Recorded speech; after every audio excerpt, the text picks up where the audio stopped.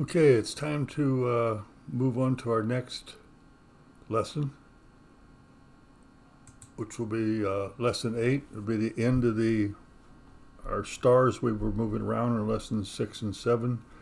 So this one here, we're going to take that last, where we had 128 stars, and we're going to use the arrow keys to go up and down and right or left. We'll print some messages and change the speed all in one lesson. So if I can bring up what we're going to do.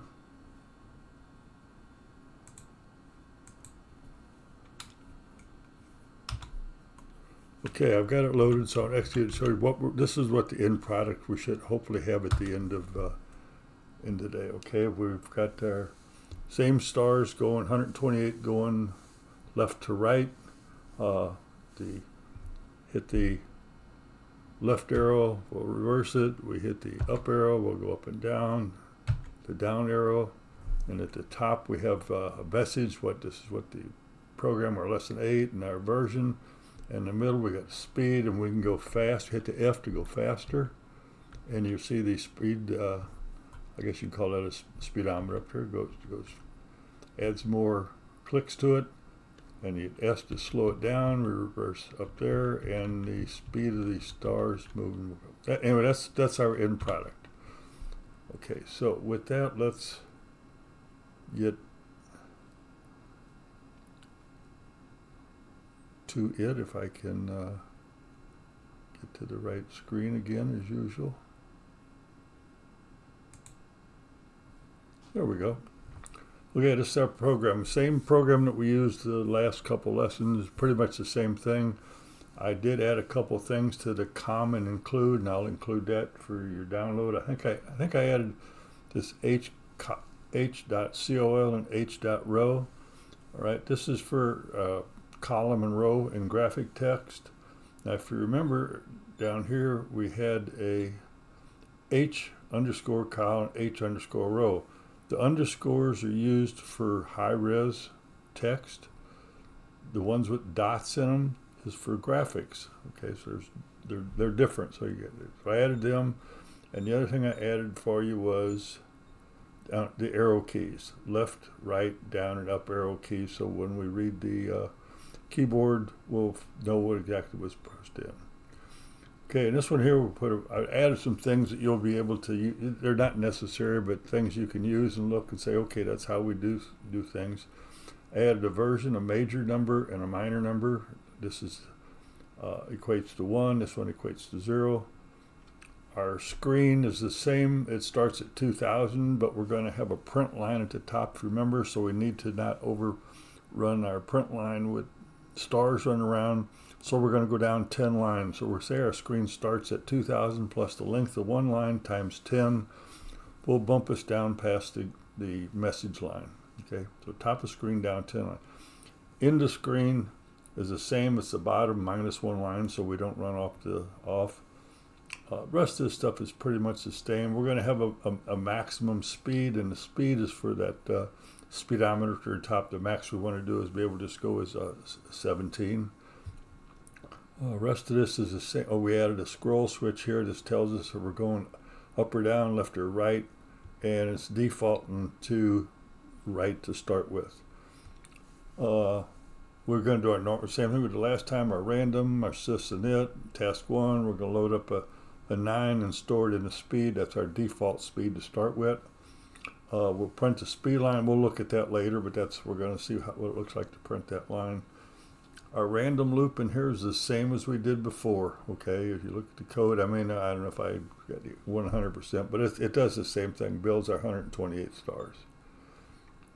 Okay, our main loop, it starts out pretty much the same way. We go down, move stars, get a character, and wait until, or if there's no key pressed, we go to the wait routine. Other than that, if the key was pressed, we look and see what happened. What was it? Was it an F for fast to speed it up, an S to slow it down? Was it down, up, right, or left arrows, or Q to quit? We just look for one of them and branch to one of these routines. Okay, the wait routine that we had before is the same. Okay, here's if you press the S to slow it down, we load up the thing called speed. We increase it by 1 and see if it's at max at 17. That doesn't sound right, does it? If we want to slow it down, we add 1 to the speed. Remember, all we're doing is changing the delay loop. The more instances you have in that delay loop, the slower it gets. So if you go through it 9 times, you add 1 to it, you go through the delay loop 10 times then. So it's actually, okay, hope you get that if I said that correctly. Same with speed up, we want to decrement the speed. That means we're taking less loops out of the loop. So if we normally have 9 loops, we only have 8 loops, so we're going to go faster. And in there we'll draw a speed line. We'll look at that later. Okay, here's the directions. And if you noticed up here, we checked to see if it was down, up, right, or left. Okay, then they all branched to somewhere. And they're all branched to the same exact place. Down, up, right, or they all branched to here because all we're doing is saving in our switch exactly what direction. So we just doing, the routines will know where we're going. So that they all come to the same place. All it does is that validates that we had a correct input. Okay, so we don't have to check again. This validated our inputs. We save it in our switch. We'll go down here to our normal move stars. We'll back up some of this. So here's our move stars we had before. Okay, we've got our star where they're at, the number of stars, and then here is where we determine what we're going to do. We're going to do up, down, right, or left. Up, down, right, or left. Okay, and so we're going to go down here like if it was a up arrow, we go to G up. Okay, that does a branch subroutine. The stars loop up or loop down, whichever one we want. So let's look at loop right because that's the default one. Now if you look at the code you had in the previous lessons and you look at the code here, I don't believe I changed one character in here anywhere. It's exactly the same. So now if we hit the left arrow, it would come down here to stars loop left.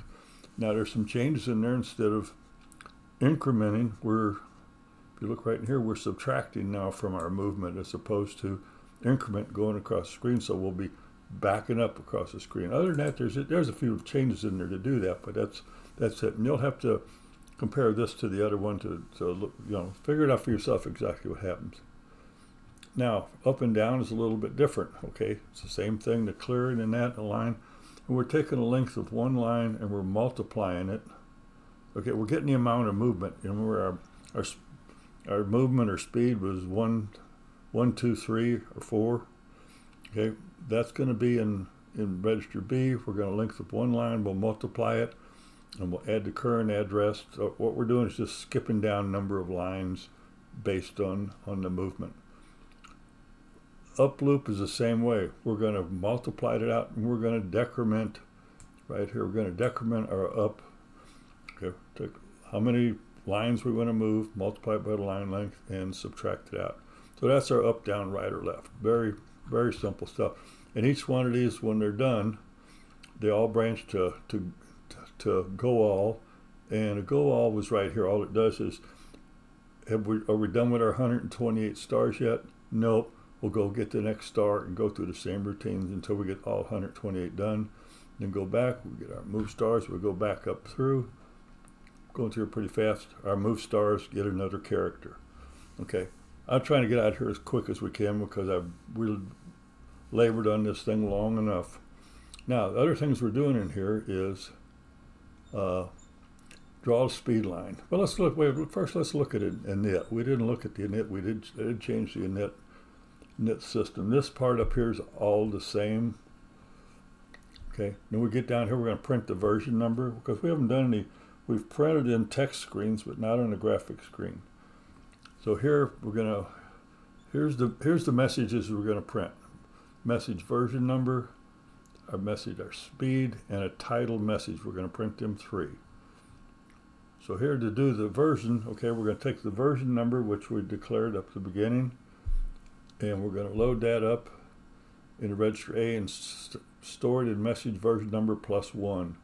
So message version number is right here. So if you remember, it equated to 1. So it's going to put right next to that V, we're going to put a 1 in there. Likewise on the minor number, load it up and put it in version number +3.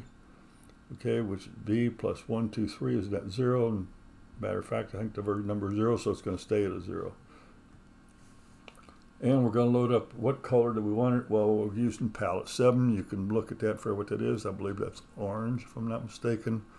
And we'll store it on our H.F color, which is a foreground color. Remember, the dots are for graphic screen print. So we store it in there.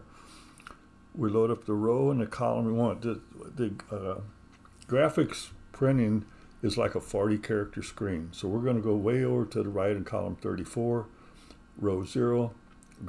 What do we want to print? We want to print a message version number, which is that message right there.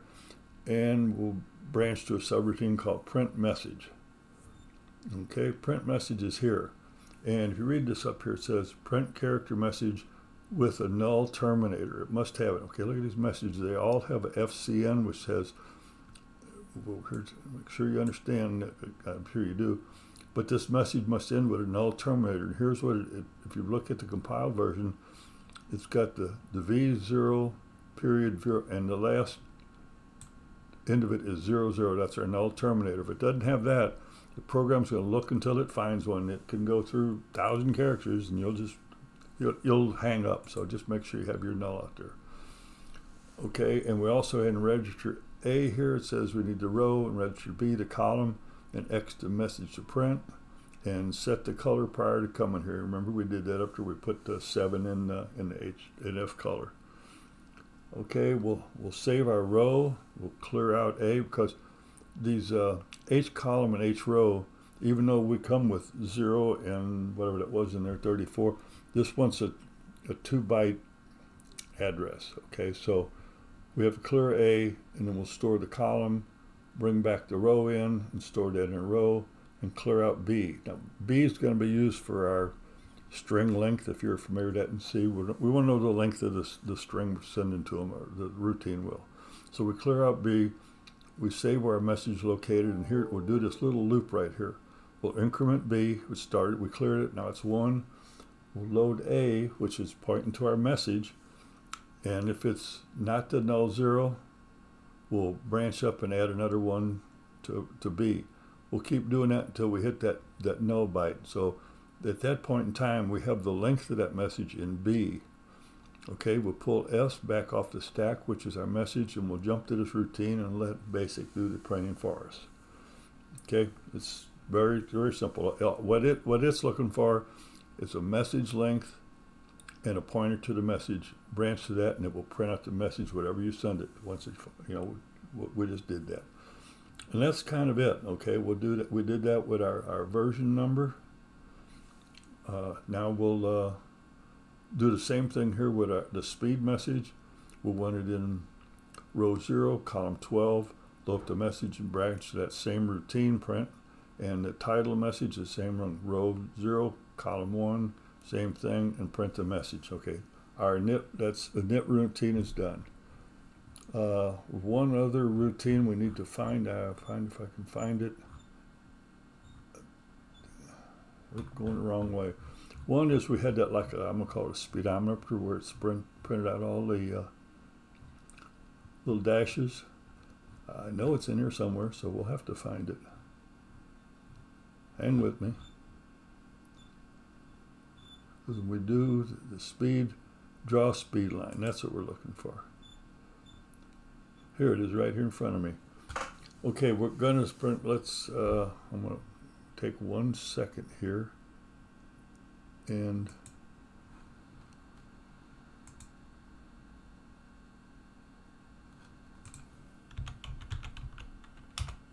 show what we're talking about here.